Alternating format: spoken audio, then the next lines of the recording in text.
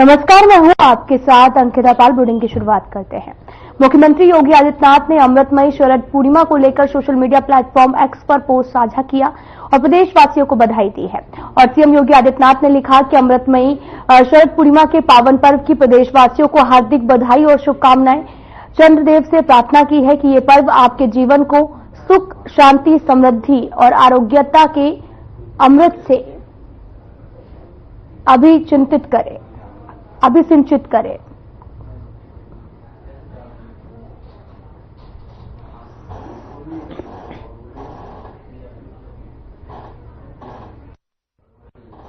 ADG zone Meerut के ठाकुर के जनपद शामली पुलिस लाइन में परेड की सलामी के उपरांत परेड का निरीक्षण किया गया, जिसके बाद में पुलिस लाइन का भ्रमण कर कई शाखाओं का निरीक्षण कर सर्व संबंधी को भी जो है आवश्यक दिशा निर्देश दिए गए हैं।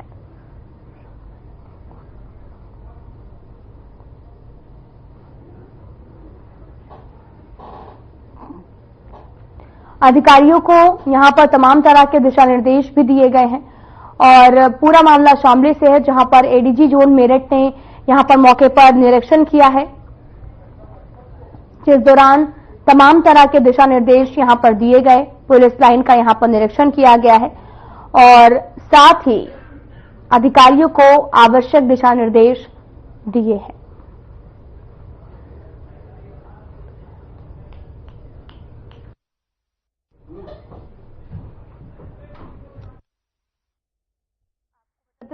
एडीजी जोन मेरठ ने मौके पर निरीक्षण किया और जिसके बाद में तमाम तरह के दिशा निर्देश दिए गए हैं।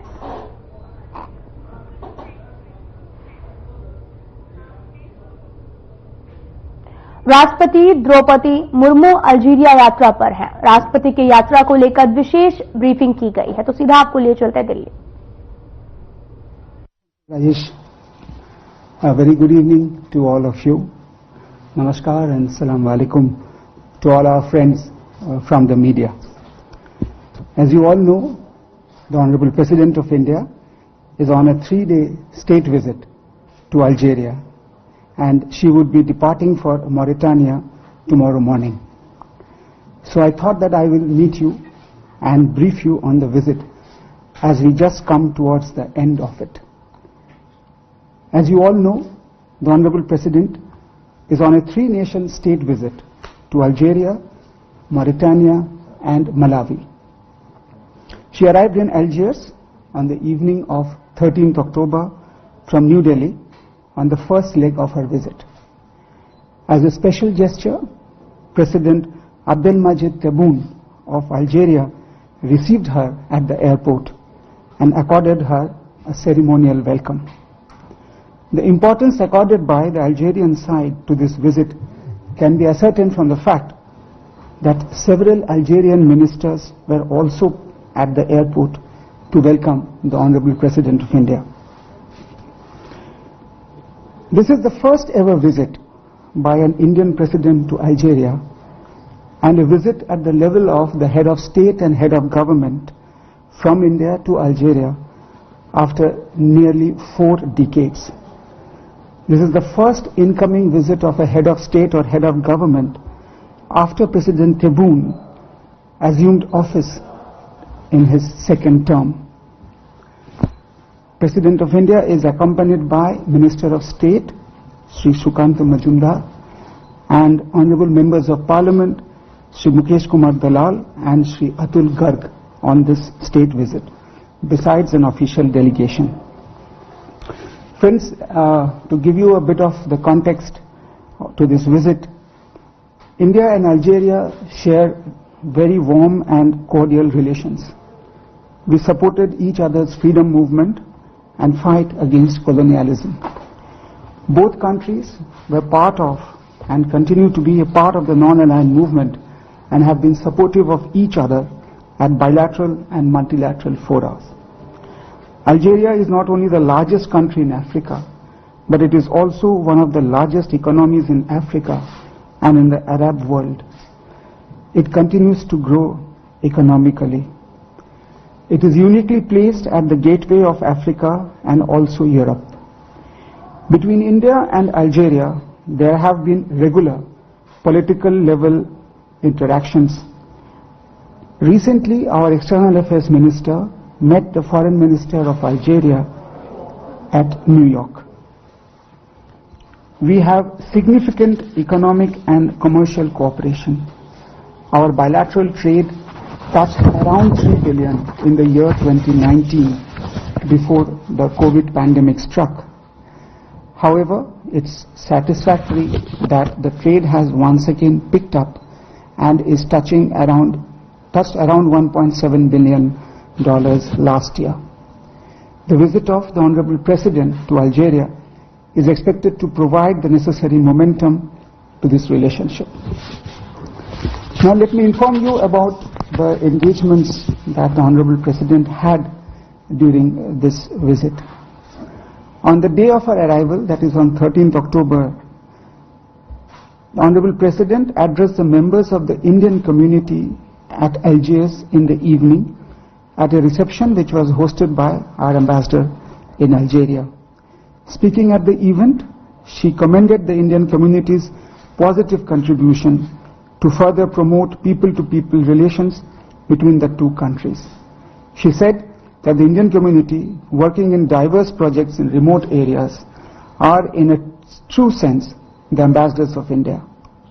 She appreciated Indian community's contribution in enhancing India's position, prestige and standing abroad, and for acting as a bridge, mediator, facilitator and advocacy group for taking forward India's interests in Algeria. The Honorable President wished the Indian community success and prosperity and expressed confidence that they would continue to work for the betterment of India-Algeria relations.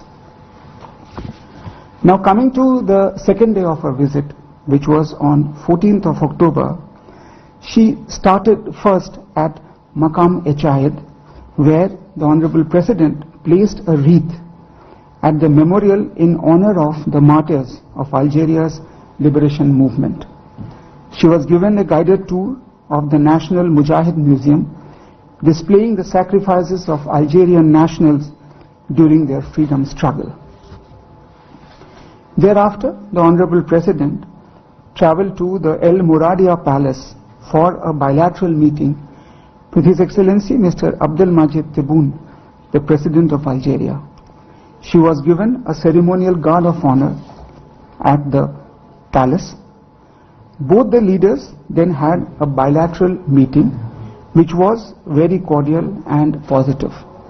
They discussed issues of bilateral cooperation, regional and international issues of mutual interest.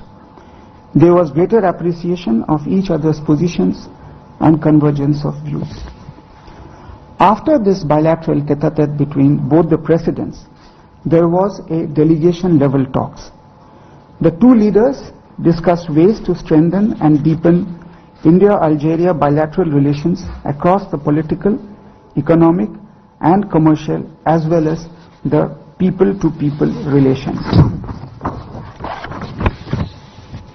Both sides expressed their keenness to engage in all areas of mutual cooperation and to take the partnership to a new level. The Honorable President has invited the President of Algeria, His Excellency Mr. Abdelmajid Tebboune, to pay a visit to India, which has been graciously accepted. Thereafter, both the Presidents addressed the media on the outcome of their meeting. This was followed by a banquet hosted by President Tebboune at the People's Palace of Algeria in the honor of President of India. In the afternoon, the Honorable President addressed India-Algeria Economic Forum, which was co-hosted by the Algerian Economic Renewal Council and our Federation of Indian Chambers of Commerce and Industry, FICCI. The Minister of Trade and Export Promotion of People's Democratic Republic of Algeria, His Excellency Mr. Tayyeb Chitoni, and several other ministers, several business persons, champions of industry from Algeria, in addition to the business delegation from India, participated at this event. Speaking at this event, Honorable President called for reinforcing the ongoing cooperation in energy, construction. तो वहीं BJP के राष्ट्रीय प्रवक्ता doctor Sambit Patra ने BJP मुख्यालय नई दिल्ली में press conference की है, तो सीधा आपको लिए चलते हैं दिल्ली। और जमीन वापस करने की जो पेशकश सीएम साहब की रही है कर्नाटक में, ये एक बात स्पष्ट करता है कि मुदा स्कैम में सर से पांव तक कांग्रेस पार्टी के वहां के सबसे बड़े नेता सिद्धरमैया जी खुद लिप्त हैं। From head to toe, Siddaramaiah, the chief minister of Karnataka, is embroiled in the MUDA scam. There is no doubt about it. आप सभी जानते हैं कि कल ईडी ने भी एक चार्जशीट फाइल किया है। केवल मुदा के चेयरमैन ने इस्तीफा दिया है ऐसा नहीं हुआ है, ईडी के चार्जशीट का भी इफेक्ट रहा है।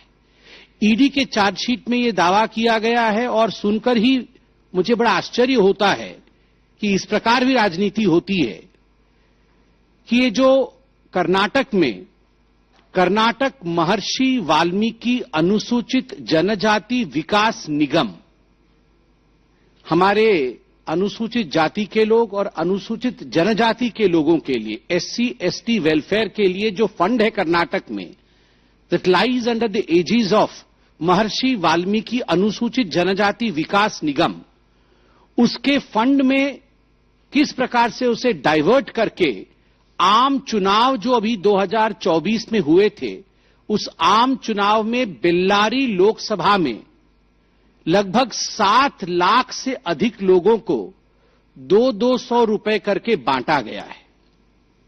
In fact the ED's chargesheet categorically mentions that the money which was meant for the welfare of SC and the ST community, which was in the custody of the Maharshi Valmiki board, which was in fact the money of the taxpayers, that was used for a political purpose by the Congress party. Congress ने 7 lakh voters को कांग्रेस को vote देने के लिए 200 रुपए, किसी को 200, किसी को 300, किसी को 400, इस प्रकार से वहां बांटा है। They tried to influence the election of Bellary Lok Sabha seat. और आप सभी जानते हैं कि जहां तक ये मुदा स्कैम का विषय है, इसमें जो लेखा अधीक्षक, द चीफ अकाउंटेंट जो मुदा के रहे थे, P Chandrashekhar, he had committed suicide, उन्होंने आत्महत्या की थी। और जो उन्होंने सुइसाइड नोट छोड़ा था, उस सुइसाइड नोट में बहुत कुछ चौंकाने वाला था। उसमें कैटेगोरिकली लिखा हुआ है कि निगम के बैंक खाते से, महर्षि वाल्मीकि निगम जो है, उस निगम के बैंक खाते से लगभग 187 करोड़ रुपए अनाधिकृत हस्तांतरण, इलीगल शिफ्टिंग हुई है। And there is a rule across the country that the money which is specifically allotted for the welfare of the SC ST community can not be diverted. आप बाकी फंड को डाइवर्ट कर सकते हैं, मगर जो एससी एसटी कम्युनिटी के welfare के लिए जो पैसा है, उस पैसे को कदाचित आप किसी और काम के लिए डाइवर्ट नहीं कर सकते। It is too much of a coincidence, I will say, that Rahul Gandhi goes to America and he declares that हम कभी सत्ता में आएंगे तो हम आरक्षण समाप्त कर सकते हैं। और simultaneously we see that in Karnataka, the money which is meant for the welfare of the SC/ST community is diverted and is used for purposes to satisfy the political needs of Congress party's leaders. मुझे तो बोलते हुए भी आश्चर्य लग रहा है, और आप सब हैरान परेशान होंगे कि जिस प्रकार की ये नोट सामने आई है, वाल्मीकि, महर्षि वाल्मीकि अनुसूचित जनजाति विकास निगम लिमिटेड के जो पैसों का इस्तेमाल कांग्रेस नेताओं ने न केवल चुनाव में किया, मगर एक लैम्बोर्गिनी गाड़ी भी खरीदी गई है। वन लैम्बोर्गिनी बोलने से केवल अखिलेश यादव याद आते हैं ऐसा नहीं है। लैम्बोर्गिनी, इन सबके आपस में कनेक्शन है। ये इंडिया अलायंस वाले, I don't know what they have with Lamborghini, one of the highest brands, just imagine. SC ST welfare fund से लैम्बोर्गिनी गाड़ी खरीदना, लैम्बोर्गिनी गाड़ी खरीदी गई, फ्लैट बुक किए गए, फ्लैट्स हैव बीन बुक्ड, हवाई टिकट बुक किए गए निजी। ये कोई एससी एसटी वेलफेयर के लिए हवाई टिकट बुक नहीं किया गया है, निजी लोगों के लिए हवाई टिकट बुक किए गए।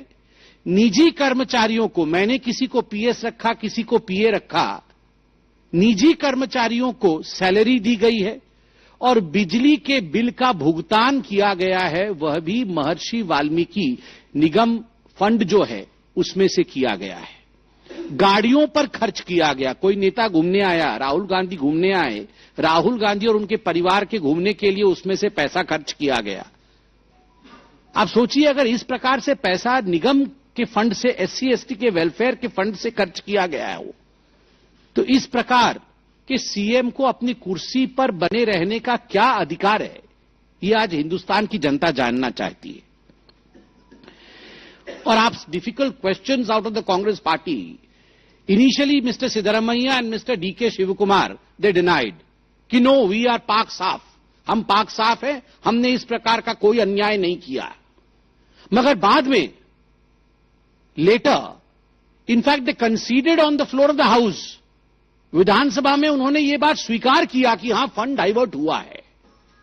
तो आप सोच के देखिए, मुदा के चेयरमैन का आज इस्तीफा, ईडी की चार्जशीट जिसमें एक लोकसभा में बेल्लारी में 7 लाख लोगों पर पैसा खर्च करना, सिद्धरमैया जी का यह पेशकश कि मैं जो जमीन लिया हूं, मेरी पत्नी के नाम पे जो मुआवजे पे जमीन आवंटित हुई है, वो जमीन मैं वापस करने के लिए तैयार हूं।